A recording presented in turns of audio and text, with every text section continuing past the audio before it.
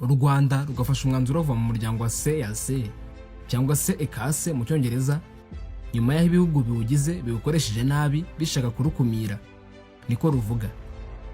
Ni umwanzuro wafashwe nyuma y'inama yabereye i Malabo kuri wa gatandatu, aho byari biteganyijwe ko u Rwanda ari rwo ruhabwa kuyobora uyu muryango, ariko Repubulika ya Demokarasi ya Kongo ikabyitambika.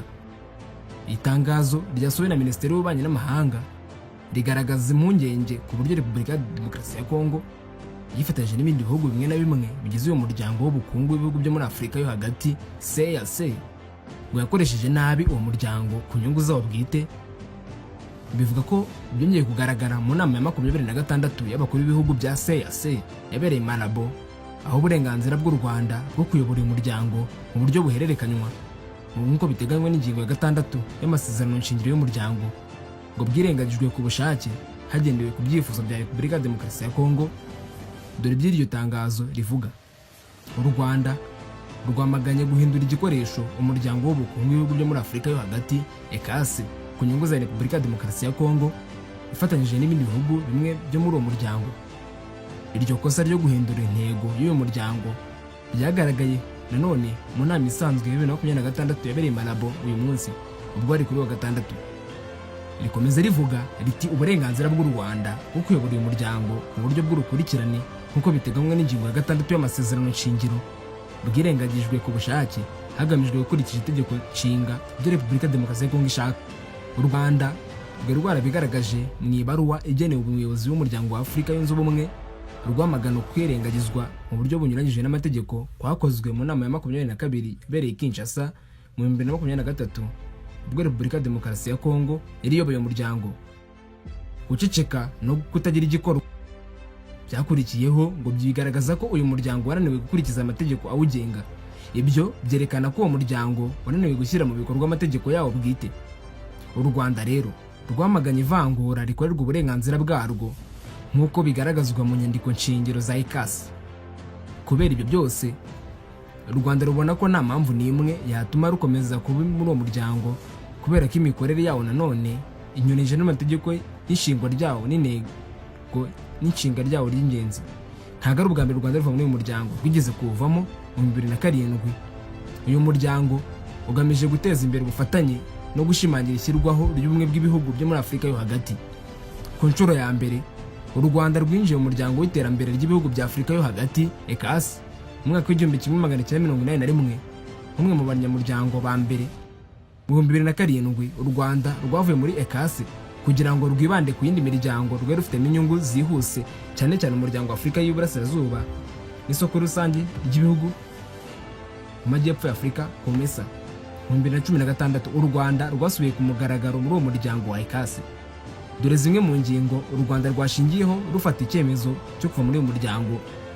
Mu kwezi kwa Karindwi 2023 u Rwanda rwajwe mu nama ya 24 y'umuryango yabereye i Kinshasa ngo biturutse ku mabwiriza ya Perezida Félix Antoine Tshisekedi wayoboraga uwo muryango. Amakuru avuga ko ibibazo bishyamiranye impande zombi byakunze kugaragara mu nama za CEEAC cyangwa se ECAC, ndetse ku itariki ya 4 y'ukwa gatandatu muri uyu mwaka w'2025 hari habaye inama yo ku rwego rwa minisitiri yari igamije kunga u Rwanda na Repubulika ya Demokarasi ya Kongo, ariko iki gihugu gitsimbarara ku mugambi wo kwitambika iby'uko u Rwanda rwahabwa ubuyobozi bwawo. U Rwanda rwari rwavuze ko nibikomeze bityo rugomba kuva muri uwo muryango. Ntacyo Repubulika ya Demokarasi ya Kongo cyangwa se CEEAC bahise batangaza ku mugaragaro kuri ibyo birego by'u Rwanda. Radio mpuzamahanga y'Abafaransa yavuze ko muri iyo nama hemejwe ko Guinée Equatoriale yongerwa undi mwaka umwe w'ubuyobozi bw'uyu muryango kubera ubushyamirane buri Repubulika y'u Rwanda na Kongo n'u Rwanda. Iyi nama yitabiriwe n'abaperezida b'ibihugu 7 muri 11 bigize uyu muryango nk'uko Radio mpuzamahanga y'Abafaransa bivuga. Iyi radio isubiramo amagambo y'itangazo risoza iyo nama irigira riti: inama yimuriwe ikindi gihe guha Repubulika y'u Rwanda cyo ifata icyemezo cyo kugumisha nyakubahwa wa Guinée Equatoriale nka perezida uriho ubu ngubu w'umuryango mu gihe cy'inyongera cy'umwaka umwe. Ibiro ntaramakuru AFP byayesuye mu magambo y'umwe mu magambo y'abari muri iyo nama ivuga ko intumwa za Repubulika ya Demokarasi ya Kongo zaba zavuze yuko zitazitabira ibikorwa by'uyu muryango igihe bizakirirwa mu Rwanda nk'igihugu cyari kigiye kuba umuyobozi mushya w'uyu muryango. Hashize akanya gato umwe mu bakomiseri ba CEEAC wasabye ko amazina atatangazwa yabwiye ibiro ntaramakuru by'abafaransa AFP ati hari ubushyamirane bukomeye hagati ya minisitiri w'u Rwanda n'uwa Repubulika Demokarasi ya Kongo kubera ko demokarasi ya Kongo yavugaga ko nibaramuka bemereye u Rwanda kuyobora uyu muryango ngo abanyekongo batazashobora kujya mu Rwanda mu bikorwa cyangwa se inama z'uyu muryango. Burundi nabwo bwari buri muri iyo nzira imwe na Repubulika Demokarasi ya Kongo, ari nabyo byatindije imyanzuro y'abakuru b'ibihugu. U Rwanda rwamaganye uyu muryango wa CEEAC ruvuga ko udakurikiza amategeko yawo bwite awugenga. Ku bw'ibyo u Rwanda nta mpamvu n'imwe rubona yo kuguma mu muryango nk'uwo ufite imikorere inyuranye n'amahame yawo n'akamaro kawo. Muri iyo nama y'abakuru b'ibihugu na za guverinoma, u Rwanda rwari ruhagarariwe na Minisitiri w'Intebe Edouard Ngirente na Minisitiri w'Ububanyi n'Amahanga Olivier Nduhungirehe, mu gihe Repubulika ya Demokarasi ya Kongo yari ihagarariwe na Perezida Felix Antoine Tshisekedi. Mu butumwa yatangaje ku rubuga nkoranyambaga rwa X, Minisitiri w'Ububanyi n'Amahanga w'u Rwanda Olivier Nduhungirehe yavuze ko nubwo ibihugu byombi bikomeje kuba muri gahunda zinyuranye zigamije amahoro mu burasirazuba bwa Kongo, ubutegetsi bwa Kinshasa bukomeje kwiriza mu miryango yose yo mu karere n'imiryango mpuzamahanga bushinja u Rwanda ubupfapfa bwabwo bwite. Ati ntabwo niriwe mvuga kwiriza kwabo kugira ngo u Rwanda rufatirwe ibihano. Ibiro bya Perezida wa Repubulika Demokarasi ya Kongo byavuze ko abakuru b'ibihugu bari bitabiriye inama ya ECAS ngo bemeye ko Repubulika Demokarasi ya Kongo yatewe n'u Rwanda kandi ngo bategetse u Rwanda gukura ingabo zarwo ku butaka bwa Kongo. CEEAC igizwe n'ibihugu birimo Angola, Kongo, Repubulika Demokarasi ya Kongo, Cameroon, Gabon, Chad, Guinée Equatoriale, Centrafrica. U Rwanda rwamaze kuvamo, Burundi na Sao Tome Principe.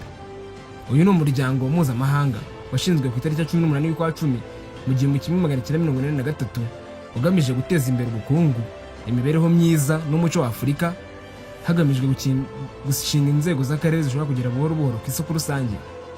Uyu muryango ubarwa nk'umuryango w'ubukungu w'akarere, Communauté économique régionale CEEAC, yaturutse kuri gahunda y'ibikorwa bya Lagos yashyizweho mu kwezi kwa 4 mu 1980.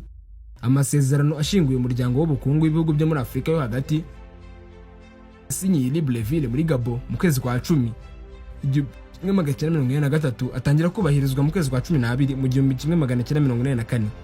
CEEAC yaje kugira igihe cy'ihagarikwa ry'imirimo hagati mu mwaka w'1992 n'1998.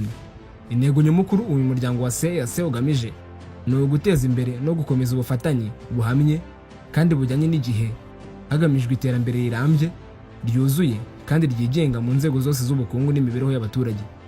Ibi birimo cyane cyane inganda, ubwikorezi n'itumanaho, ingufu, ubuhinzi, umutungo kamere, ubucuruzi, imisoro n'amahoro, ibijyanye n'ifaranga n'imari, ubukerarugendo, uburezi, umuco, ubumenyi n'ikoranabuhanga, hamwe no kugenderana kw'abantu, byose bigamije kugera kwigira kw'ibihugu no kuzamura imibereho y'abaturage.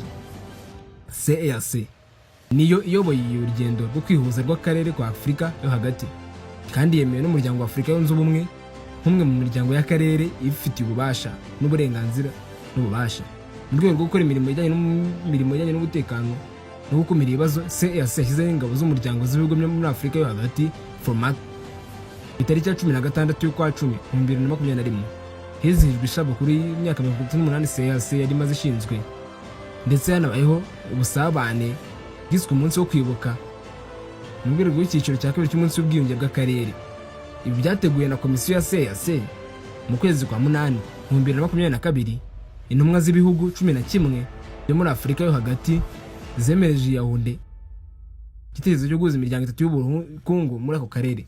Icyo cyemezo cyari kigamije kuvanaho burundu umuryango w'ubukungu bw'ibihugu byo muri Afurika yo hagati CEEAC, hakavaho kandi umuryango w'ubukungu n'imari wa Afurika yo hagati CEMAC, kandi ndetse n'umuryango mu biyaga bigari CEPGL, hagashyirwaho umuryango umwe rukumbi uhuza byose. Gusa ibi ntabwo byakozwe. Ku itariki ya 10 y'ukwa 3 2024 uyu muryango wa CEEAC wongeye kwakira igihugu cya Gabon cyari cyarahagaritswe nyuma y'ihirikwa ry'ubutegetsi ryabaye ku itariki ya 30 y'ukwa 8 2023, hagakorwa ubutegetsi bwa Ali Bongo Ondimba. Mu kwezi kwa 8 mu 2020 François Kanimba wahoze ari minisitiri w'ubucuruzi n'inganda mu Rwanda yagizwe komiseri ushinzwe isoko rusange, ubukungu, ubucuruzi n'imari muri uyu muryango w'ibihugu bya Afurika yo hagati. Ibi byatangajwe nyuma y'inama ya 17 y'abakuru b'ibihugu na za guverinoma za CAC cyangwa se ECAS yabaye hifashishijwe ikoranabuhanga. Icyo gihe iyo nama yari iya mbere ibaye kuva abaye impinduka n'imiyoborere muri umuryango itariki 11/12/2019. Muri izo mpinduka harimo ishyirwaho rya komisiyo igizwe n'abantu 8 yasimbuye umunyamabanga mukuru wa ECAS